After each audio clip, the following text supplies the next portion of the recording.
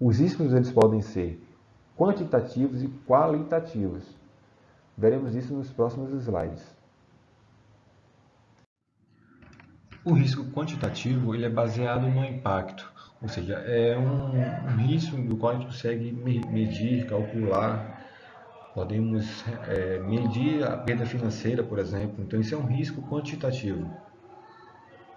E é preciso ter em mente que é necessário realmente avaliar cada componente do processo para então chegar ao valor quantitativo do final de um impacto, por exemplo. Então, quando você for medir o impacto ser causado devido a um possível risco, você tem que calcular todo o processo, não apenas uma parte do processo isolado. Não, o cálculo é feito de todo o processo, de fim a fim, que aí você pode chegar a um valor final.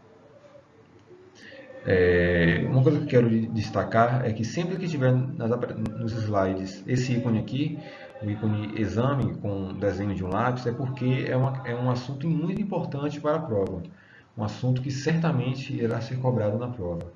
Então é preciso ter a clareza da definição e o entendimento do risco quantitativo. Então lembre-se, o risco quantitativo ele é baseado no impacto. Por quê? Porque você vai poder mensurar a perda, vai poder calcular a perda financeira. Então esse é o risco quantitativo.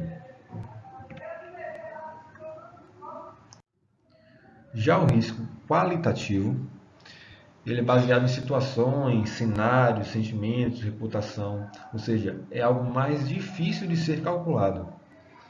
Não impossível, mas é mais difícil, porque você tem que avaliar muitas outras situações que às vezes pela visão fechada que se pode ter, você não consegue calcular.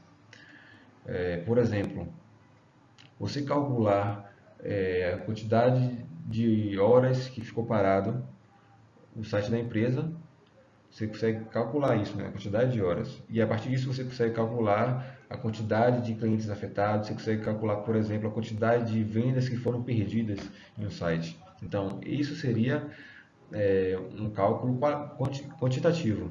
No caso do cálculo qualitativo, como é que nós vamos fazer? O que seria o modo qualitativo neste caso? Seria, por exemplo, a confiança dos seus clientes. Ao acessar o site, ele não está mais disponível. Então, é um risco qualitativo. Mexe com a reputação da sua empresa. Então, essa é a grande diferença. Esse assunto também certamente será cobrado no exame. Bom, agora que conhecemos os riscos, conhecemos alguns conceitos como ameaças, vulnerabilidades, enfim, é preciso também saber responder aos riscos. Eu trouxe aqui como informação adicional as respostas aos riscos definidos pelo PMBOK. Para quem não conhece, o PMBOK ele é um guia de boas práticas relacionado ao gerenciamento de projetos. O PMBOK ele define algumas respostas ao risco. O risco ele pode ser mitigado, ou seja, atenuado, ele pode ser aceito, transferido ou até mesmo evitado. Mitigado, atenuar é você realmente diminuir a probabilidade de algo acontecer. O aceitar é você simplesmente aceitar, ou seja, você não vai fazer nada, você vai assumir aquele risco. Você está ciente daquele risco e você vai aceitá-lo. Por quê? Porque às vezes você tentar diminuir aquele risco pode ser tão caro que não venha valer a pena. Outra resposta ao risco seria a transferência, ou seja, você vai transferir aquele risco para outra pessoa, para alguém, para outra organização. O exemplo mais utilizado nesse caso é o seguro. O que acontece quando você faz um contrato com o seguro? Você está transferindo um risco para aquela empresa. Então, o seguro de carro. Você está transferindo um risco de se acontecer alguma coisa com o seu carro, aquela empresa, a seguradora, vai assumir. Então, você está transferindo o risco. E evitar é você realmente tentar eliminar o risco. Perceba que tem a diferença de evitar e mitigar. Mitigar é tentar diminuir, atenuar, e evitar é você tentar eliminar esse risco. Bom, essas são as respostas ao risco que o PMBOK define. No entanto, existem situações que não é possível eliminar nem mitigar os riscos. são os riscos residuais. Então, às vezes é necessário definir o que fazer se algo acontecer. Ou seja, se aquele risco realmente acontecer. O que é que você vai fazer? Você não conseguiu mitigar, você não conseguiu eliminar, então esses são os riscos residuais. Você não tem nenhuma ação sobre eles, não tem o controle. Então você tem que ter um plano de contingência. Embora você não possa eliminar ou mitigar o risco, você pode ter um plano de contingência para tentar alguma ação para diminuir o impacto, né? Ou, além disso, se o plano de contingência falhar, você pode ter planos alternativos. Então, além do plano de contingência, você vai ter um plano C, vamos dizer assim, que seria o plano alternativo. Você define outras ações caso o plano de contingência não funcione. Bom, no slide anterior, eu citei as respostas ao risco que o PMBOK cita.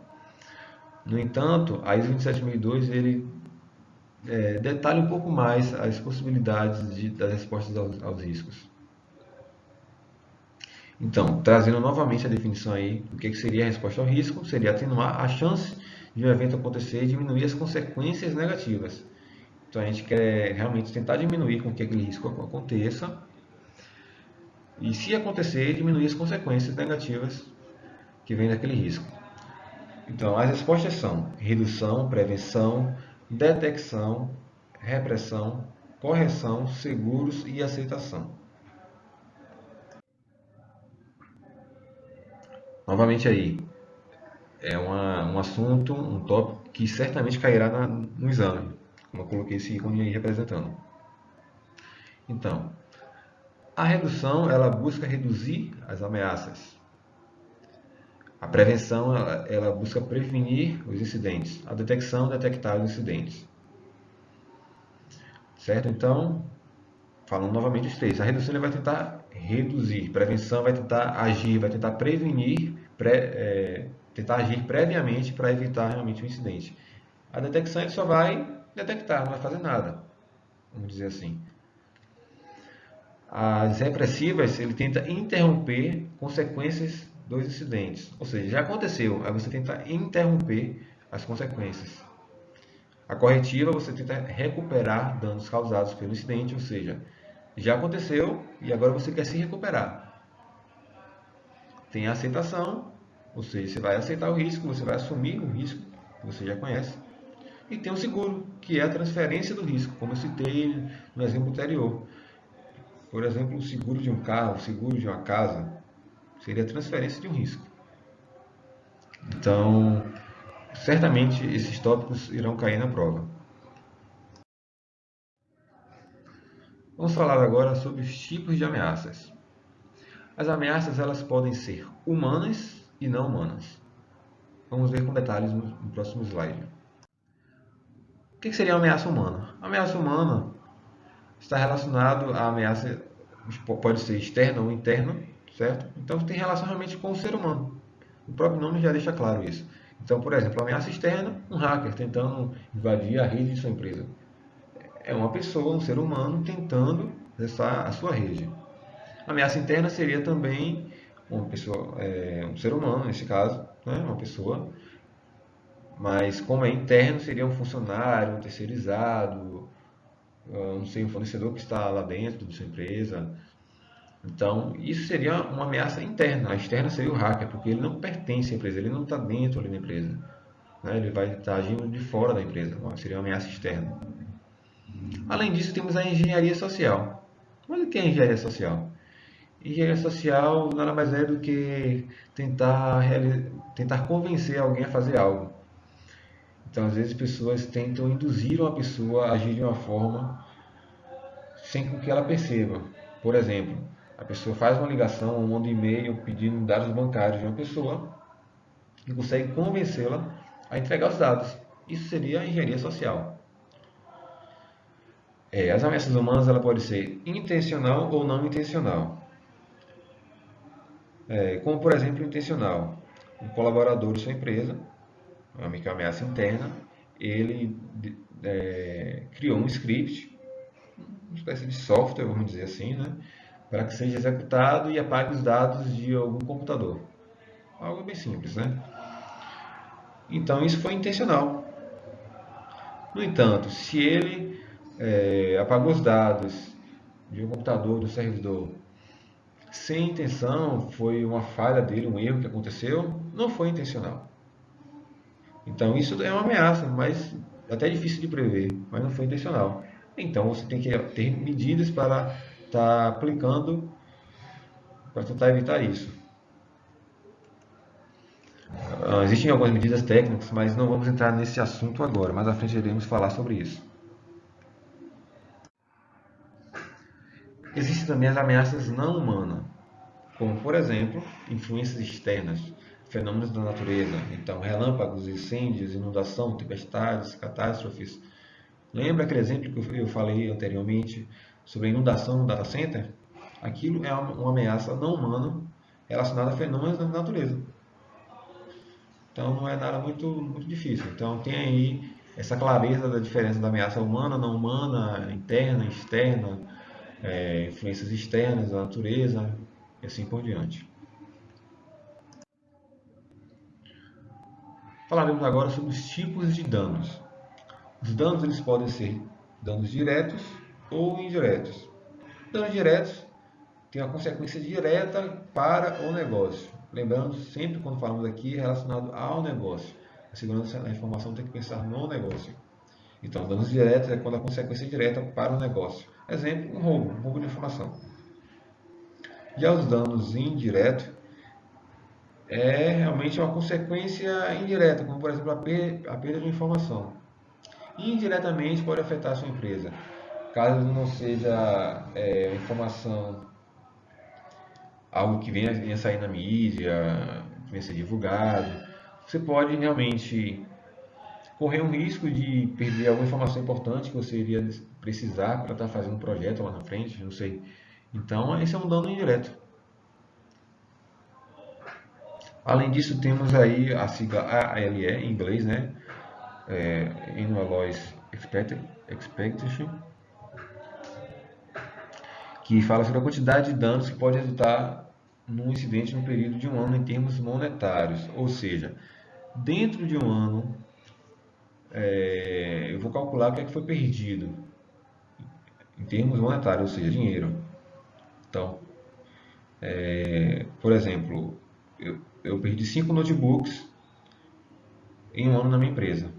Então você vai calcular isso. No próximo slide eu vou falar um pouquinho mais de detalhe. O SLE, ele fala sobre a expectativa de perda única, ou seja, expectativa de dano causado por um incidente isolado. Enquanto o ALE, ele fala sobre a perda em um ano, em termos monetários. O SLE fala sobre a perda única causada por um incidente isolado. Por exemplo, em média, 5 tablets são roubados por ano numa organização. O ALE vai ser 5 tablets por ano. No entanto, se esse incidente ocorrer uma vez a cada 3 anos, o ALE vai ser dividido em 3. Então, esse incidente isolado vai ser chamado de SLE. Houve aqui um erro de escrita, né, de digitação, de tablets, mas, enfim, desconsiderem. Aqui seria tablets no plural, o S no lugar do T ali, enfim. Existem também os tipos de estratégias de risco. Nós podemos carregar o risco, ou seja, aceitá-lo. Podemos neutralizar o risco, ou seja, minimizá-lo. Ou evitar o risco, ou seja, não ter um incidente. Então são algumas estratégias de risco, que está muito relacionado realmente com a resposta ao risco do qual eu citei anteriormente. Mas é bom ter essa definição de carregar o risco, neutralizar o risco, evitar o risco, porque às vezes na prova é cobrado dessa forma. Mas de forma prática, usual para o dia a dia, podem considerar realmente aquelas respostas que eu citei anteriormente. Esse tópico aqui está mais relacionado com a prova mesmo, como pode ser cobrado em alguns momentos. Além de tudo isso que eu citei, existem algumas diretrizes para estar apoiando a ISO 27002, que é a própria ISO 27001, do qual a ISO 27002 auxilia, né, com os controles, e também a ISO 20000, que é a ISO de gerenciamento de serviço. que está muito associado com o ITIL. Tem conceitos muito parecidos, tem tópicos muito parecidos. A própria ISO 27000 também tem uma certificação para profissional, bem como o ITIL. Então, é bom saber aí, a ISO 20000 está relacionada ao gerenciamento de serviços e a ISO 27001 está relacionado com o sistema de gerenciamento de segurança da informação, em como estabelecer, implantar, operar, monitorar, rever, manter e melhorar o SGSI.